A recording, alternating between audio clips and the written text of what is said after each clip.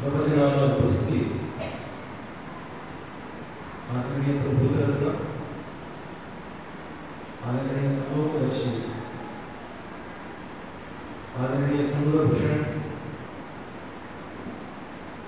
समस्त ब्रह्मचारीगण, समस्त ब्रह्मचारीगण आणि आस्था संपन्न भगिनींनो, बंधूंनो, वाटतात नमस्कार. जय.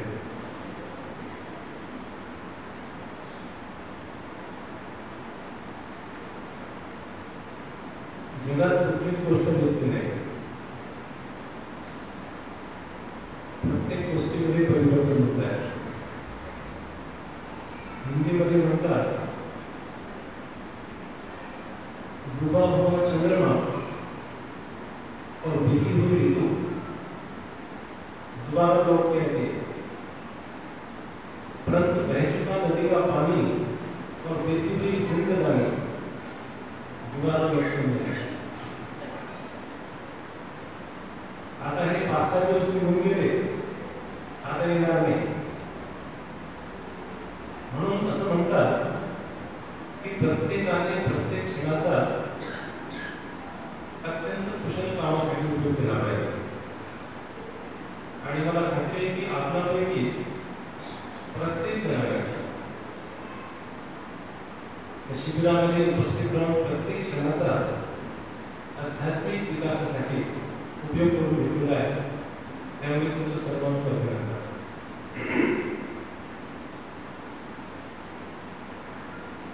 आज सकाळी सकाळी माझ्या मनात असा विचार आला की सन 2021 साली अमृतदीप आणि मी जवळजवळ 170 ब्रह्मचारींसाठी श्रावस्तीच्या त्या अत्यंत सुंदर जैवनात स्मृतीचं शिबिर घेतलं. बुद्धानुस्मृती घेतली. ज्ञानचिंतन सुद्धा त्या शिबिरात होते, अलोकदर्शी होते. आणि दररोज आम्ही बुद्धानुस्मृती झाल्यानंतर प्रत्येकाच्या डोळ्यामध्ये अश्रू बघत होतो. त्या स्त्रिया यायच्या, ब्रह्मचारी मला भेटायच्या आणि त्या मला सांगायच्या की चंद्रवीर, आम्हाला असा आभास होत आहे की हे जे जैवन आहे ना, इथे प्रत्यक्ष बुद्धच निवास करत आहे. अशा प्रकारचं आम्ही शिबिर घेतलं त्या ठिकाणी. आणि तेव्हापासून अनेक प्रांतातील लोक स्मृती शिकण्यासाठी निवडत आहेत. बुद्धानुस्मृतीचा त्यांच्या हृदयावर प्रचंड परिणाम होत आहे. नुकतेच मला ध्यानचित्त सकाळी भेटले आणि म्हणाले या बुद्धानुस्मृतीमुळे अगदी अंतःकरणाचा ठाव घेतला जातो आणि श्रद्धा वाढायला मदत होते. तर या गोष्टींचा मी जेव्हा विचार करायला लागलो तेव्हा मला असं वाटलं की माझी पत्नी धम्ममित्र राजश्री विनंकर, हिला जर गव्हर्नमेंट जॉब नसता, ही जर सायन्स टीचर नसती, तर कदाचित मलाही पैसा कमवण्यासाठी काही ना काही उपद्रव करावा लागला असता.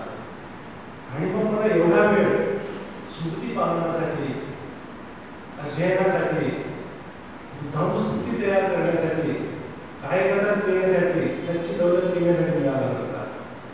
आणि म्हणून मला असं म्हणून तिचा पुनर्नोंदन करावं असं वाटतं की तिच्यामुळेच मला शक्य आहे. धन्यवाद.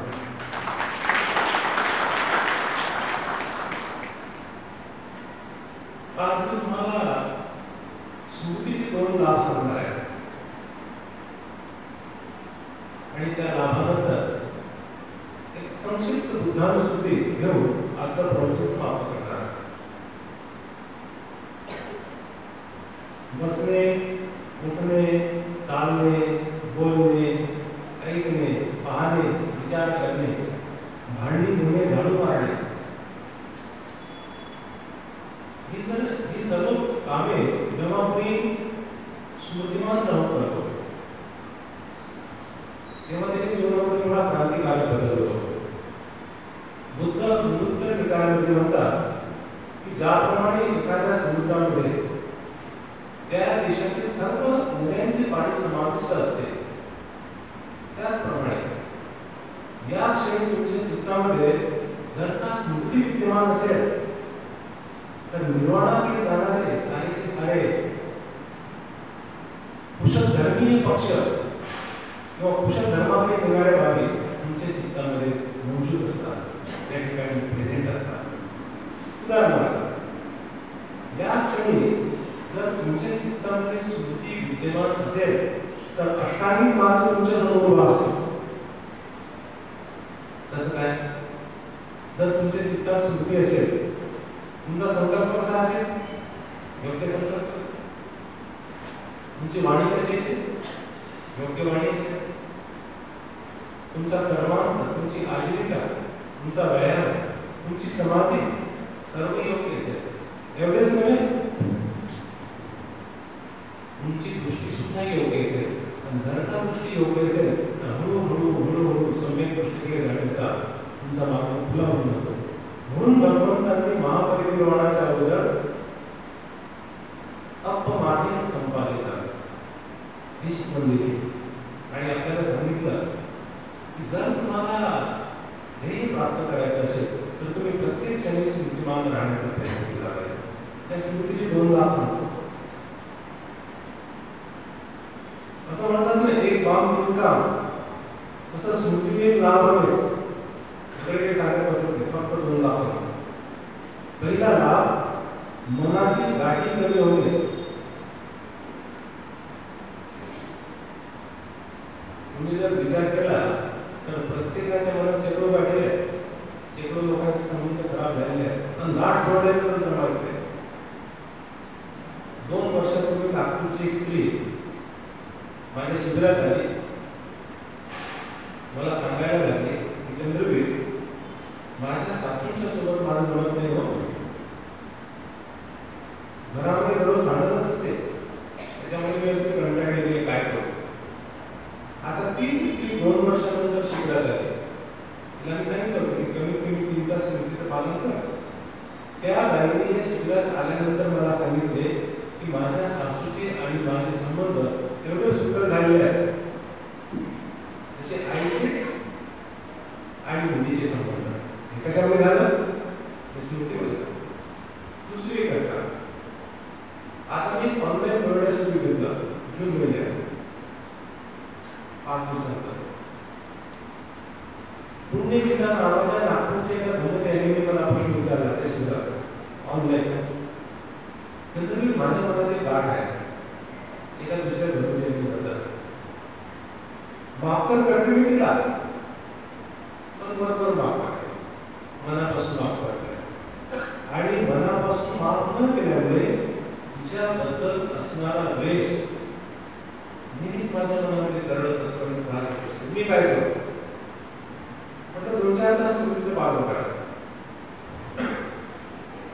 15 दिवसानंतर मी एक दुसरं शिबिर लावलं भंडाऱ्याच्या लोकांचं. मन की गाठे कैसे कम करे. पुन्हा शिबिरात आले आणि त्यांनी मला एक प्रश्न विचारला. चंद्रवीर प्रश्न विचारला. म्हटलं विचार. म्हणजे 15 दिवसांपूर्वी मी तुम्हाला प्रश्न विचारला होता की माझ्या मनातील गाठी मी कशा कमी केल्या पाहिजे, पण आज माझा प्रश्न वेगळा आहे की 15 दिवसात माझ्या मनातील ही गाठ कशी काय होईल. हेच तर असते, हेच तर अद्भुत आहे. मनातील गाठी काय होऊन जातात? जसं जसं जसं जसं आपण स्मृती पालन करतो ती स्मृतीचा संचय मनात वाढतो आणि या स्मृतीला पूर्वीन संरक्षकांनी ट्रान्सफॉर्मिंग एजंट, रूपांतरण करणारा घटक असे म्हटलेले आहे. जसं बघा, आपण पाण्याला उष्णता दिली, पाण्याची वाफ निघाली, आमच्या भद्रावतीला माहिती मला, तर जी पाण्याची वाफ होते अशाच प्रकारे कुठलीही नकारात्मक अवस्था, कुठलाही द्वेष, कुठलीही नकारात्मक भावना जेव्हा स्मृतीच्या संपर्कात येते तेव्हा ती सकारात्मकतेमध्ये परिवर्तित होते. ती negative emotion, negative feeling, negative state of mind सकारात्मक किंवा विधायक भावनांमध्ये रूपांतरित होते आणि म्हणून गाडी निघून जातात. आपल्याला माहित पण पडत नाही. हा स्मृतीचा पहिला लाभ. दुसरा लाभ,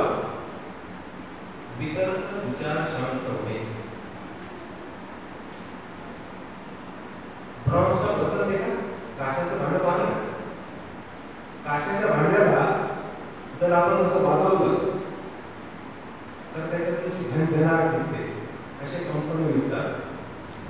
त्या काशाच्या भांड्याला वाजवणे त्याला वितर्क म्हणतात. त्याच्यामधून अशी कंपन निघणे, अशी झणझणाट बाहेर निघणे याला विचार म्हणतात. कुठल्याही माणसाला विचारू बघा, काय बाबा तुझं ध्यान कसं आहे म्हणून विचारते का? त्याला 15 वर्षापूर्वी विचारलं असेल की ते एवढे विचारत होते, आधी विचारत आहे. ज्याच्या चित्तामध्ये जास्त विचार उत्पन्न होतात तो ध्यानात प्रगती करू शकत नाही, त्याला एकाग्रता लाभू शकत नाही. ज्याला एकाग्रता लाभणार नाही तो चिंतन कुठून करणार? आणि जर तुम्ही चिंतन केले नाही, कुशल काय कुशल काय, मिथ्या दृष्टी काय, योग्य दृष्टी काय, हे कळणे अत्यंत मुश्किल आहे. आणि म्हणून आपल्याला योग्य दृष्टीचा जर लाभ झाला नाही तर आपल्या जीवनातून दुःख कमी होणार नाही. आपण मागच्या धारणाला पकडून ठेवणार. 20 वर्षापूर्वी एखाद्या माणसाशी संबंध खराब झाले असेल, त्याच गोष्टींना आपण धरून ठेवणार का? ही एकाग्रता नाही, दृष्टी नाही. हे सर्व कशामुळे? फक्त ते विचारांमुळे, ते वितर्क विचारांमुळे. म्हणून ते कमी झाले पाहिजे. एकदा एक ग्राहक एका दुकानदाराकडे गेला आणि त्या दुकानदाराला म्हणाला,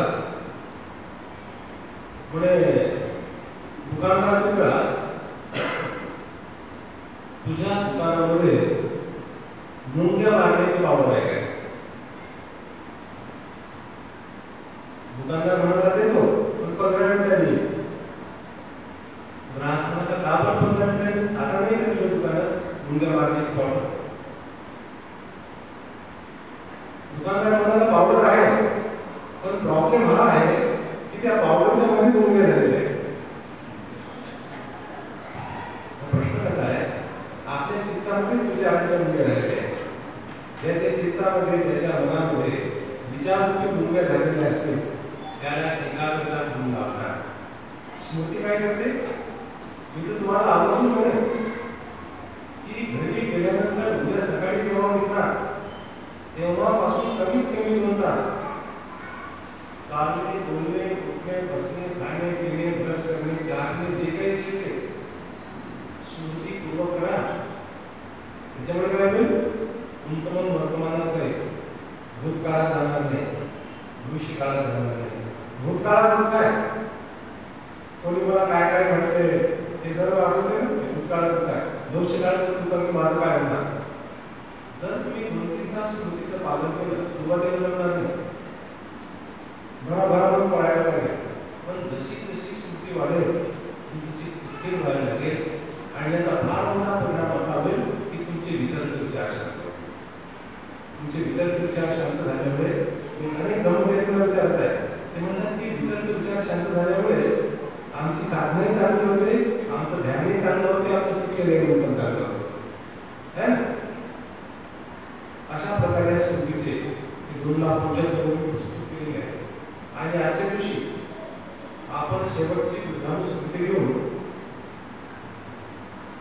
हे समारोपीय प्रवचन समाप्त करणार. तर कृपया शांत बसा, नीट बसा, सरळ बसा, डोळे बंद करा.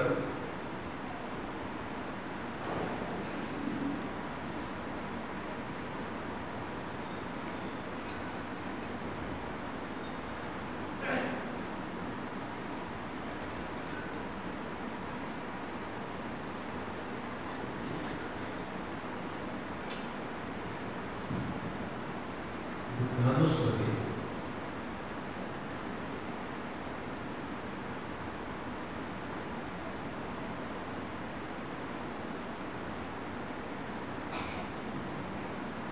साधनाच्या मृगामध्ये वक्पकोणी में अश्वजित मानव नदी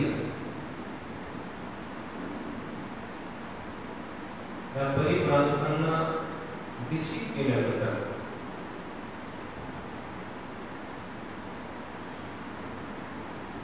बुद्धांनी विचार केला, आता मी कुणाला परीक्षित करावे आणि त्यांच्या त्या दृष्टीमध्ये एक व्यक्ती दिसायला लागला ज्याला धर्माची नितांत आवश्यकता होती. त्या व्यक्तीचे वय 120 वर्ष होते. त्याचे नाव उर्वेल काश्यप.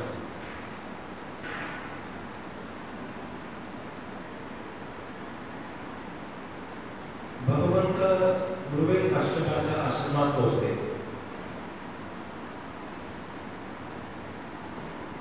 त्याचे 500 शिष्य होते आणि फार मोठी अग्निशाळा.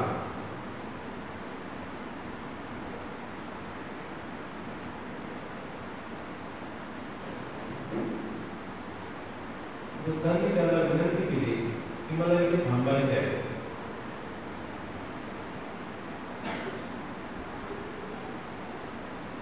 काश्यप म्हणाले, श्रमण गौतम, तुम्ही इथे थांबू शकता, परंतु राहण्यासाठी रूम नाही. तुम्हाला अग्निशाळेत थांबावे लागेल.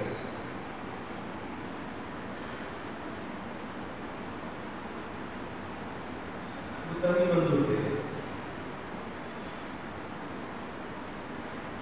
रात्री भगवान त्या अग्निशाळेमध्ये झोपायला गेले.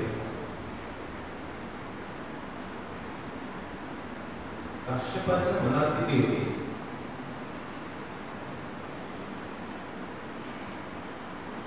कारण दररोज रात्री त्या अग्निशाळेमध्ये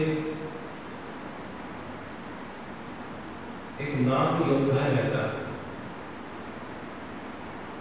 आणि सर्व सामान उद्ध्वस्त करायचा.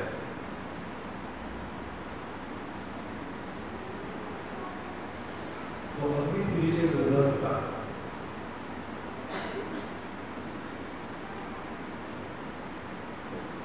भगवान त्या ठिकाणी गेले, ध्यानस्थ बसले.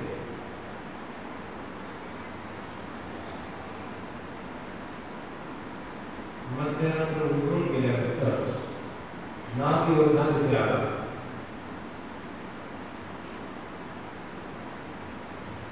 त्याला आश्चर्य वाटले. या ठिकाणी प्रत्यक्ष भगवान ध्यान करत आहेत.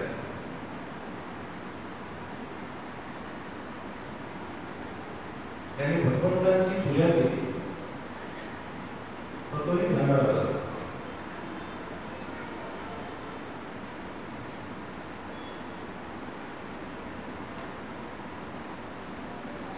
साधारण 1-2 तासांनी तो निघून गेला.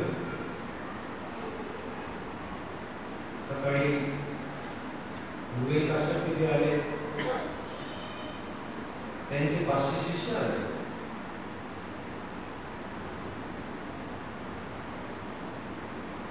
ते भयभीत झालेले होते. श्रवण गौतमाची काय झाली.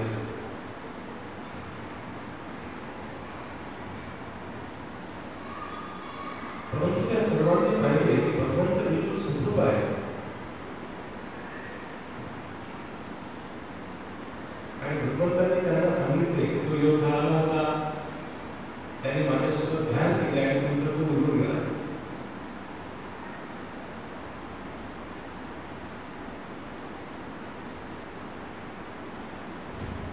मोठी अचंबित करणारी घटना.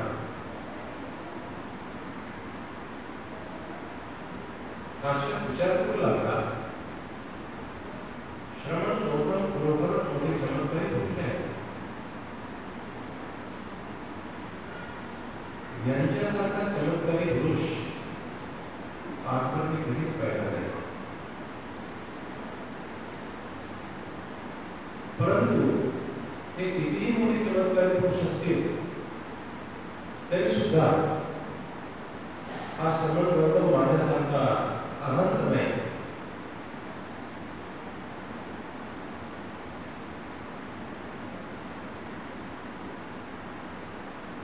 असा त्याने विचार केला. आणि काश्यप तिथून निघून गेले.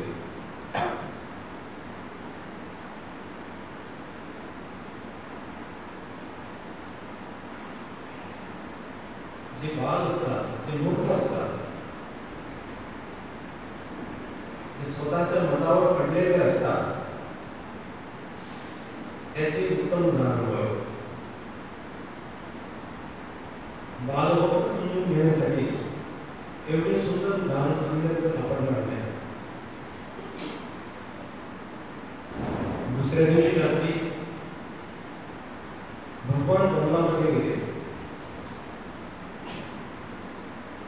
जंगलामध्ये गेल्यानंतर रात्रभर त्या ठिकाणी प्रकाशच प्रकाश दिसत होता.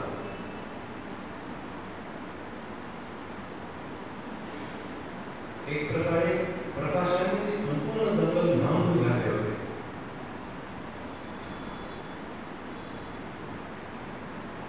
काश्यपालांमध्ये आश्चर्य वाटले. या जंगलात नेहमी अंधार असतो, किती प्रकाश लागत होतो. भगवान सकाळी आश्रमात परत आले.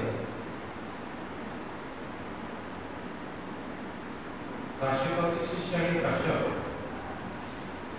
भगवंतांना भेटायला आले. काश्यप म्हणतो, श्रवण करतो, या जंगलामध्ये नेहमी अंधार असतो, ते प्रकाश आला होतो. भगवान म्हणाले, मला प्रश्न विचारण्यासाठी रिद्धी बलाने युक्त असलेले अनेक पुरुष आलेले होते आणि त्यांच्या तेजाने, त्यांच्या प्रकाशाने संपूर्ण जंगल प्रकाशमान झाले होते. अध्यात्माला त्यांचे अनेक प्रश्न होते, ते विचारण्यासाठी आले होते.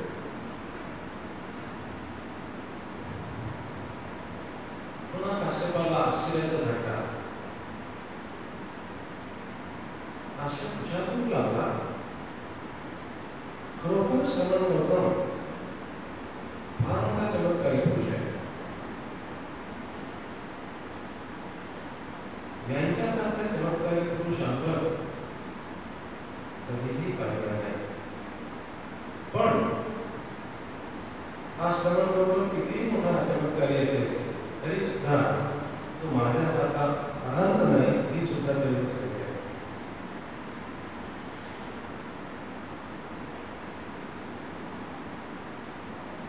काश्यपाचा अहंकार त्याला अडवत होता.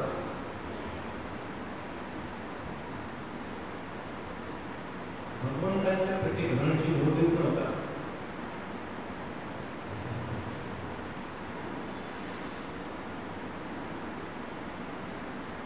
काही दिवसांनी बिंबिसार राजाचे काही मंत्री मोठ्या लवाजम्यासहित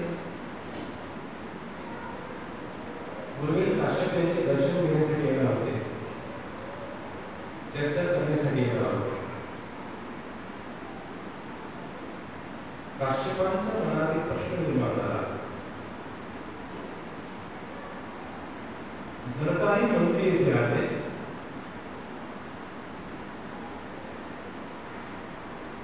श्रवण गौतमाच्या उत्तरांनी जर का ते प्रभावित झाले तर मग माझे काय होणार? माझी प्रसिद्धी नष्ट होणार,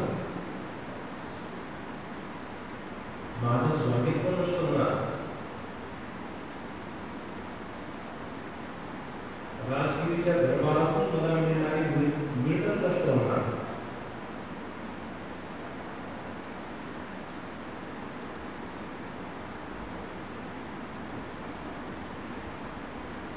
भगवंतांनी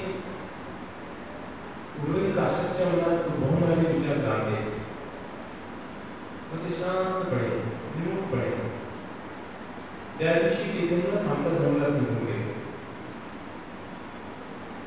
रात्रभर ते सांगले. दुसऱ्या दिवशी परत गुरुवेद काश्यप म्हणतो, श्रवण, अरे किती मोठी मोठी मंत्री आले होते, तुम्ही का थांबले नाही? तुम्ही थांबले असते किती आनंद झाला असता. तुम्ही असे नको करायला होते. तुम्ही जंगलात निघून गेले. भगवंतांना वाटले काश्यपला सांगण्याची वेळ आलेली आहे. बुद्ध म्हणाले काश्यपजी, तुमच्या मनात नव्हता विचार आला की श्रवण गौतम इथे थांबला की माझ्या प्रसिद्धीचे काय होणार, माझ्या विकृतीचे काय होणार.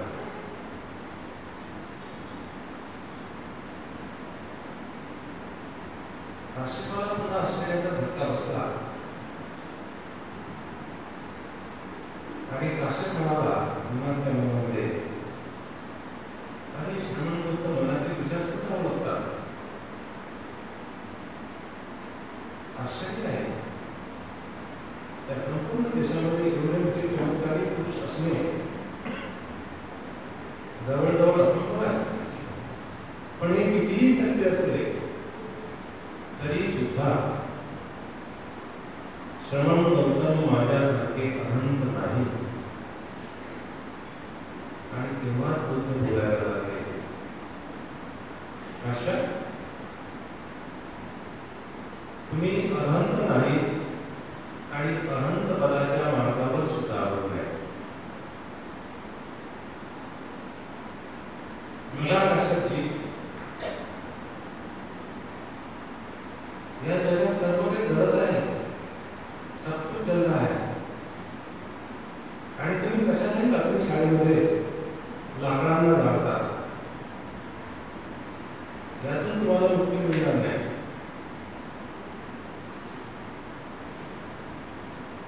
काश्यप म्हणाले, श्रवण काय करताय? म्हणाले, चक्षु श्रोत घ्राण जीवा काया मन हे सर्व काही कळत आहे. अविद्येच्या अग्नीने, तृष्णेच्या अग्नीने, द्वेषाच्या अग्नीने जळत आहे. काश्यप म्हणाले, श्रवण, ही आग कशी शांत होईल?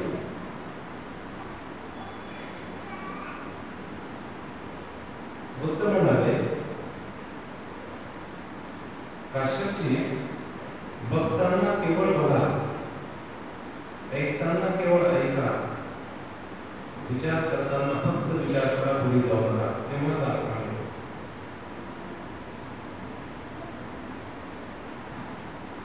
आपण बघितल्यानंतर मनात वेदना उत्पन्न होते.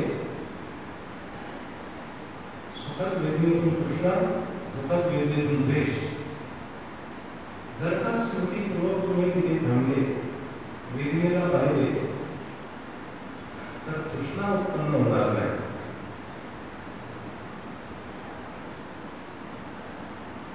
जर तृष्णा उत्पन्न झाली नाही, उपादान उत्पन्न होणार नाही. आणि पुढे मग कुठलाच दुःख समूह उत्पन्न होणार नाही. अशा प्रकारे आपणावे.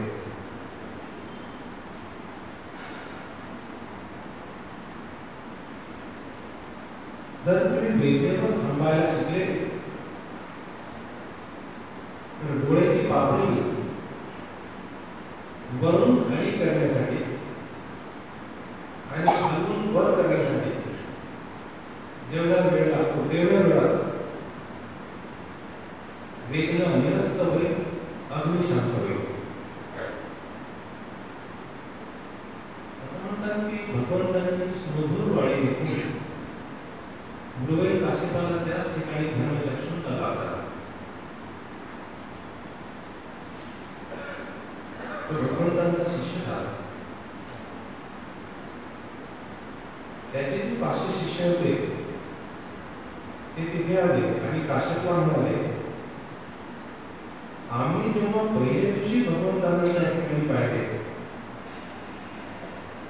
की नाथ योद्धा यांचे दर्शन घेऊन गेला, खरे पाहता त्याच दिवशी आम्ही यांचे शिष्य होणार होतो. ते विनाकाराची तुम्ही गेले. सर्व भगवंतांचे शिष्य झाले. सर्वात चिवट परिधान केले आणि अत्यंत स्मृतीपूर्वक सर्वच्या सर्व राजगीरच्या वेळेवर पोहोचले.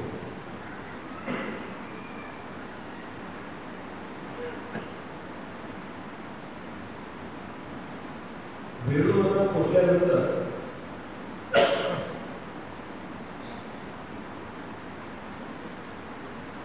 शेकडोच्या संख्येने लोक प्रवचन ऐकण्यासाठी आले होते. स्टेजवरती बुद्ध बसलेले होते, पूर्वेत काश्यप बसलेले होते. ऐकण्यासाठी अनेक मंत्री, स्वतः राजा,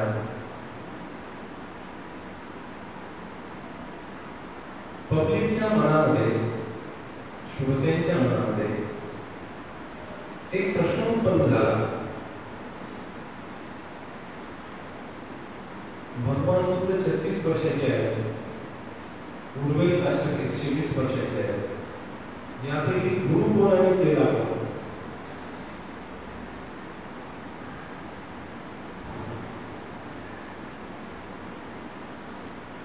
भगवंतांनी लोकांच्या मनातील तो प्रश्न घेतला आणि त्यांनी लगेच उर्वरित काश्यपला एक प्रश्न विचारला. उर्वरित काश्यप,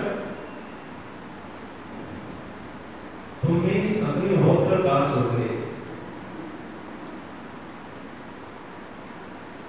तुम्ही अग्नीची पूजा करण्याची का सोडले?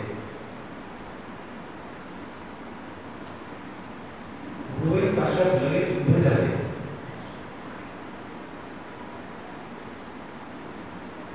त्यांनी मोठ्या विनम्रपणे आपल्या खांद्यावरील चिवट व्यवस्थित केले.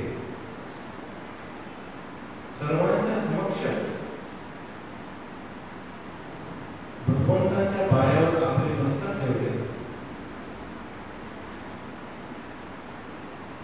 3 वेळा प्रणाम केला.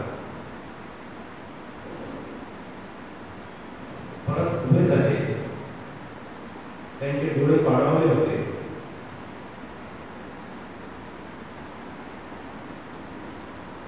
आणि पूर्वी काश्यप बोलू लागले.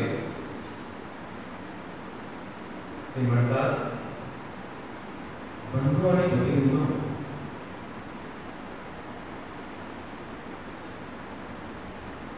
भगवंत माझे शास्त्र आहे, मी त्यांचा चेला आहे. भगवंत माझे मार्गदाता आहे. भगवान माझे अमृतदाता आहे.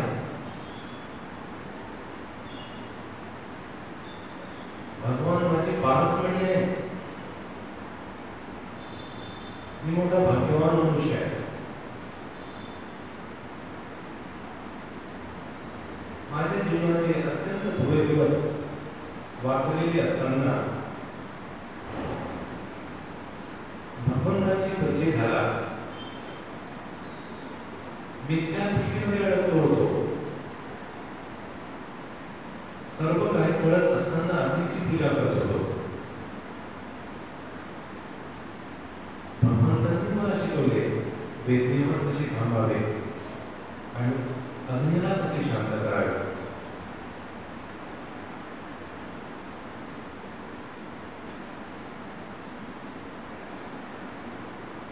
बंधूंनो, भगवंताच्या संपर्काने माझ्या जीवनाची साधना झाली. तुमच्याही जीवनाची साधना हो.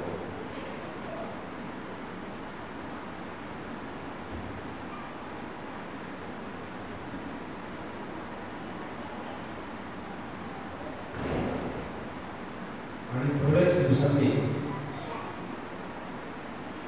उर्वरित काश्यप अनंत पदास पोहोचले.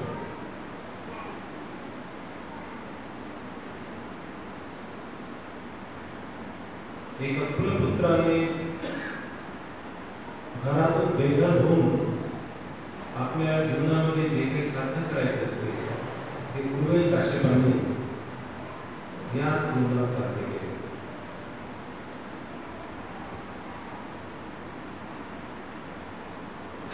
धन्य ते भगवान मूल्यवानी आणि धन्य ते उर्वरित आशा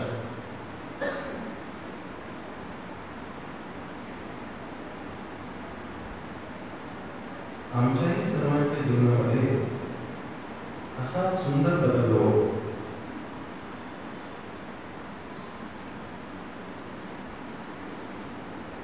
पौर्णिमेच्या चंद्राप्रमाणे आमचे सर्वांचे जीवन प्रकाशमान हो व आम्ही सर्व दुःखमुक्त हो.